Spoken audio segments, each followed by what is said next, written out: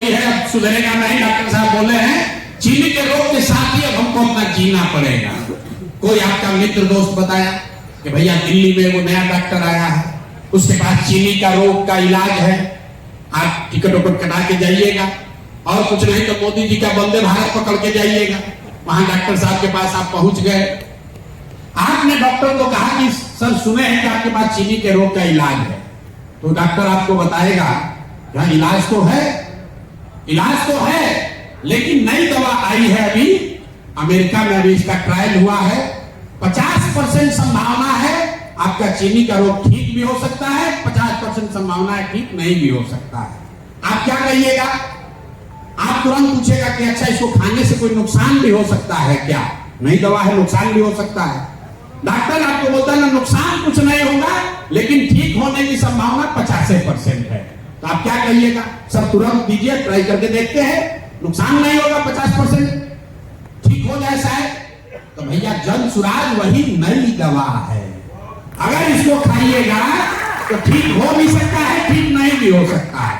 तो यहाँ जितने लोग होशियार लोग बैठे हैं, आप लोग तय कर लीजिए कि वो दवा खाना है जिसको खा खा के थक गए हैं, जानते हैं कि इससे ठीक नहीं होना है, तो एक्सपायर दवा खाना है कि मार्केट में जो नया दवा आया है जिसमें 50% संभावना है लेकिन है तो भाई सुधरने का, तो कौन दवा खाना है आप तय कर लीजिए। तो जो राजद है, भाजपा है, जदयू कांग्रेस है, ये पुरानी दवा है, आप देख लिए, जांच लिए, परख लिए, मदद करके गरिया के उलट के पुलट के देख लिए, इससे सुधरने वाला नहीं है। अब एक नया प्रयास, एक नई दवा जन सुराज के तौर पर आई है, आप इसको ट्राई करके देखिए, नहीं ठीक होगा तो 5 वर्ष बाद इसको भी पलट दीजिएगा, उसमें क्या दिक्कत है? अरे भाई 5 वर्ष का ही तो समय आपको देना है, 5 वर्ष में जीवन नहीं बदलेगा। 35 वर्ष से लालू नीतीश पर अटके हुए हैं, तो 5 वर्ष में दवा ट्राई करके देख लीजिए, शायद काम हो जाए। अगर आपको भरोसा नहीं है तब भी आपको ट्राई करना चाहिए, भरोसा है तब तो कोई बातें नहीं है। 2-3 बातें जो लोगों ने कहा है, बताया, अधिवक्ता लोग 4-5 को हमेशा रहते हैं इस तरह की मीटिंग में, ए भैया अधिवक्ता के लिए क्या कीजिएगा, कोई शिक्षक है कहता भैया शिक्षक के लिए क्या कीजिएगा। किसी ने अच्छा कहा कि भाई अंग्रेजी में एक कहावत है, missing the jungle for the wood, मतलब बड़ी समस्या को जड़ को छोड़कर पत्ती, जो बरगद वाला बता रहे थे वो एग्जाम्पल, कि आप सोच रहे थे अधिवक्ता के लिए क्या होगा, शिक्षक के लिए क्या होगा, पीछे से साथी ने पूछा संविदा कर्मी के लिए क्या होगा, कोई बता रहा भैया हम लोग ये परीक्षा प्रणाली ठीक कर दीजिए तो ठीक हो जाएगा। मेरे भाई बिहार में जो मूल समस्या है, जब तक आप यहाँ की शिक्षा को नहीं सुधारिएगा, जब तक लोग यहाँ पढ़ेंगे नहीं, और जो पढ़ा लिखा हो या न पढ़ा लिखा हो उसके लिए रोजी रोजगार नहीं होगा, और यहाँ की जमीन को प्रोडक्टिव नहीं बनाया जाएगा, तब तक यहाँ सुधार नहीं हो सकता है। दुनिया में जितने विद्वान हुए हैं, दुनिया में जितने विद्वान हैं, उन्होंने बताया है गरीबी से समाज को निकालने के 3 ही रास्ते हैं। एक है पढ़ाई, दूसरा है रोजी रोजगार, बिजनेस, व्यापार, जिसके लिए आपके पास पूंजी होना चाहिए, और तीसरा है जमीन।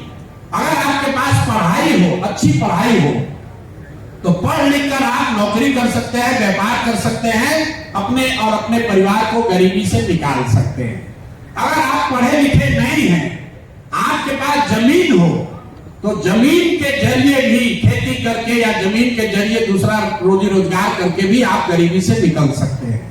और जिसके पास दोनों नहीं है, उसके पास अगर पूंजी हो, पैसा हो, तो कोई ना कोई छोटा मोटा रोजी रोजगार व्यापार करके भी आप अपना जीवन सुधार सकते हैं।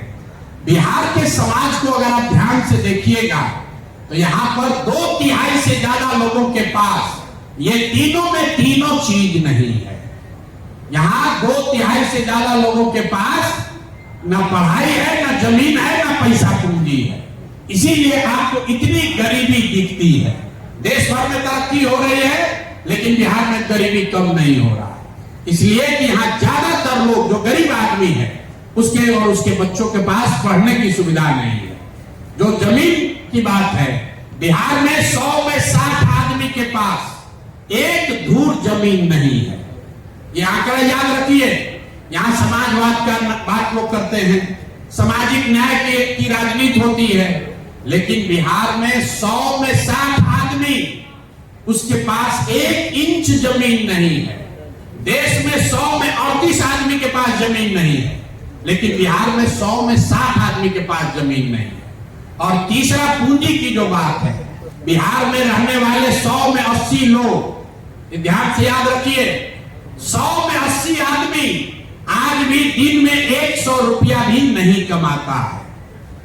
100 रुपया भी नहीं कमा रहा। आप जैसे लोग ये भी पूछते हैं ऐसा कैसे है कि 100 रुपया नहीं कमाएगा, 300 रुपया तो भैया मजदूरी है। मेरे भाई, अगर 300 रुपया मजदूरी किसी को मिल रहा है, उसके परिवार में पत्नी बाल बच्चा लेके 5 आदमी है, तो उसको प्रति व्यक्ति प्रतिदिन 60 रुपया ही मिला। और वो भी मजदूरी 30 दिन नहीं मिली, 15 दिन मिला, तो उसको प्रति व्यक्ति प्रतिदिन 30 रुपया ही हुआ। तो आपके पास पढ़ाई का साधन है नहीं, जमीन से खेती करने का उपाय है नहीं, और रोजी रोजगार करने के लिए पैसा पूंजी है ये नहीं है, तो कैसे गरीबी खत्म होगा? जिसको चुनना है चुन दीजिए। सरकार चाहे सड़क बना दे कि बांध बना दे, सरकार चाहे बिजली ला दे या ट्रेन चला दे, आपकी हमारी गरीबी खत्म नहीं हो सकती है। बिहार में गरीबी तब खत्म होगी जब यहाँ पर बच्चों के पढ़ने की व्यवस्था होगी। गरीबी खत्म तब होगी जब जमीन का सही बंटवारा हो, जमीन के ओनरशिप को, लैंडलेसनेस को कम किया जाए, और जिसके पास जमीन है उसकी प्रोडक्टिविटी को बढ़ाया जाए। और तीसरी बात, हर युवा साथी के हाथ में वो पैसा पूंजी मुहैया कराया जाए ताकि घर घर रोजी रोजगार हो। तो पूरी जो जन सुराज का जो प्रयास है वो सिर्फ इसी 3 बात के लिए है। पहला बात हम लोग क्या कह रहे हैं कि 15 साल से कम उम्र के बच्चों के लिए बिहार में इतनी अच्छी शिक्षा की व्यवस्था बना दी जाए कि वो जीवन में कभी व्यवस्था पर बोझ न बने। ये व्यवस्था कैसे बनेगा जो सब लोग कहता है, इसके लिए जन सुराज ने 2 रास्ते बताए।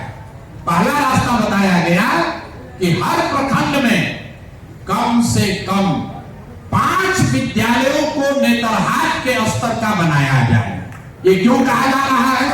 क्योंकि दुनिया में अगर आप स्कैंडिनेवियन कंट्री पे जाइएगा तो उन लोगों ने ये मॉडल लागू किया है कि हर गांव में स्कूल बनाने के बजाय स्ट्रेटेजिक जगहों पर स्कूल बनाए गए और लोगों को स्कूल पहुंचने के लिए स्कूल बस की सुविधा दी गई। अंग्रेजी में इसको कहते हैं, rather than taking school to the every village, take the children to the good school.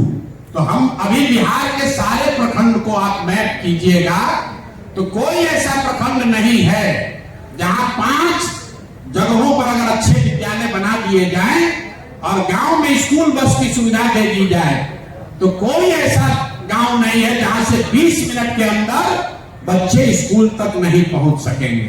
तो हम लोग की सोच क्या है कि जन सुराज ये कह रहा है कि अगर हर प्रखंड में 5 नेतरहाट के जैसे विद्यालय बनाने में करीब करीब हर साल 15 से 20 हजार करोड़ रुपया खर्च होगा।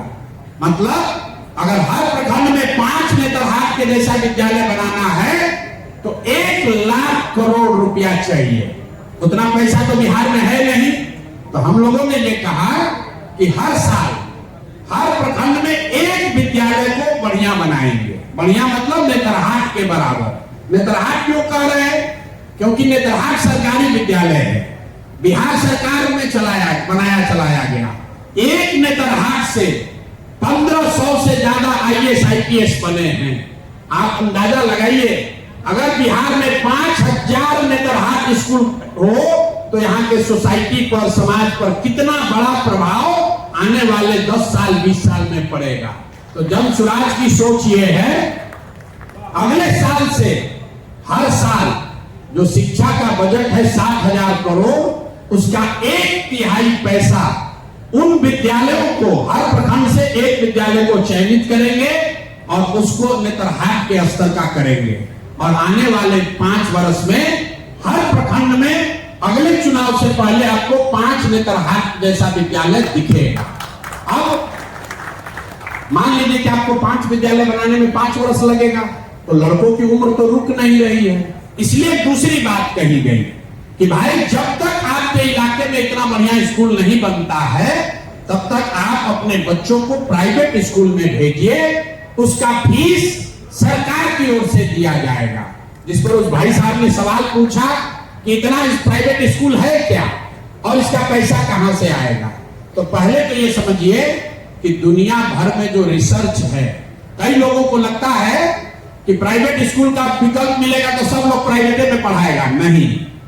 दुनिया का रिसर्च ये बताता है कि अगर सरकारी स्कूल अच्छा हो और प्राइवेट स्कूल भी हो और आपको विकल्प दे दिया जाए, तो ज्यादातर लोग सरकारी स्कूल में ही पढ़ना चाहते हैं।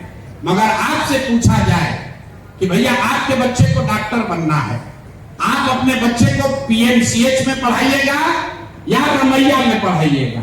रमैया में पढ़ाइएगा तो फीस सरकार भरेगी, पीएमसीएच से आपका लड़का डॉक्टर करेगा तो फीस आपको भरना पड़ेगा। आप लोग क्या कहिएगा? ना भाई हमारा लड़का पीएमसीएच से ही पढ़ेगा।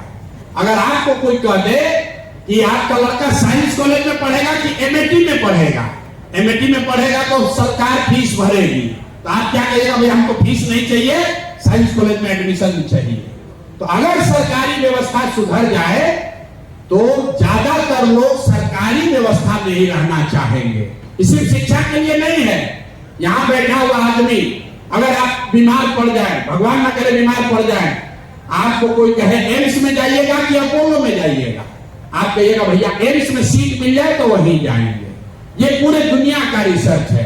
तो हम लोग का ऐसा मानना है कि जब तक ये सरकारी व्यवस्था को सुधारने में जो 5-10 वर्ष लगेगा, तब तक लोगों का नुकसान न हो, इसलिए उनको ये सुविधा दे दी जाए कि वो अपने इलाके के प्राइवेट स्कूल में अपने बच्चों को पढ़ाएं और उसका एक रेगुलेटेड फीस, मार्केट फीस नहीं, रेगुलेटेड फीस सरकार की ओर से भरा जाएगा।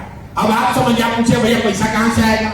तो भैया जो सरकारी स्कूल चलता है उसमें जो बच्चे पढ़ते हैं ये फ्री नहीं है। ये बिहार में स्कूल में पढ़ने वाले, प्राथमिक और माध्यमिक स्कूलों में पढ़ने वाले बच्चों पर हर साल आपका हमारा सरकार, आपका हमारा 864 रुपया प्रति बालक प्रति महीना खर्च कर रही है। स्कूल में स्कूल चलाना फ्री नहीं है। 864 रुपया पिछले वित्तीय वर्ष में खर्च किया गया है हर उस बालक को पढ़ाने में जो कि सरकारी स्कूल में पढ़ रहा है। और जब उसी इलाके में जाइएगा, गांव देहात में आप लोग रहे होंगे, तो आप जाकर देख लीजिए ज्यादातर स्कूलों में फीस 500, 600, 700, 800 रुपया से ज्यादा कहीं नहीं है। तो सरकारी स्कूल से अगर 1/3 बच्चे या 40% बच्चे प्राइवेट में जाने भी लगे तो उससे सरकार पर कोई अलग से आर्थिक लोड नहीं आएगा। ये हम लोग की सोच है। अगर इन दोनों चीज को करेंगे तो निश्चित तौर पर आने वाले समय में बिहार में देश की सबसे अच्छी प्राथमिक और माध्यमिक शिक्षा की व्यवस्था बनाई जा सकती है। कुछ लड़के पूछते भैया यूनिवर्सिटी का बात आप नहीं करते हैं। यहाँ पर राजद के नेता है तेजस्वी यादव, उन्होंने कहा कि प्रसाद किशोर तो स्कूल बनाने का बात कर रहा, हम वर्ल्ड क्लास यूनिवर्सिटी बनाएंगे। तो हमसे लोगों ने पूछा भाई आप यूनिवर्सिटी का बात नहीं करते हैं, तो आपको हम बता रहे हैं क्यों नहीं करते।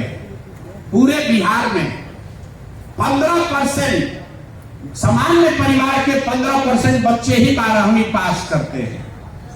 दलित समाज के सिर्फ 3% बच्चे ही 12वीं पास करते हैं। अति पिछड़ा और मुसलमानों में 5 से 7% लड़के ही 12वीं पास कर रहे हैं। अगर आप राज्य का औसत देखेंगे तो जितने युवा साथी हैं उसमें 10% लड़के भी 12वीं पास नहीं करते हैं। तो जो लोग सामाजिक न्याय का राजनीति करता है, वंचित और पिछड़ों की बात करता है, उससे आप पूछिए कि अरे भाई तुम वर्ल्ड क्लास यूनिवर्सिटी बना भी दोगे तो उसमें पढ़ेगा कौन? जब आपका बच्चा 12वीं नहीं पास कर रहा है तो यूनिवर्सिटी में कौन पढ़ेगा? उसमें यूपी से और बंगलोर से आदमी आकर पढ़ेगा। हम यूनिवर्सिटी जन सुराज बनाना चाहता है, यूनिवर्सिटी बढ़िया होना चाहिए, लेकिन जब तक आप स्कूल की व्यवस्था को नहीं सुधारिएगा तब तक यूनिवर्सिटी सुधारने का कोई फायदा नहीं है।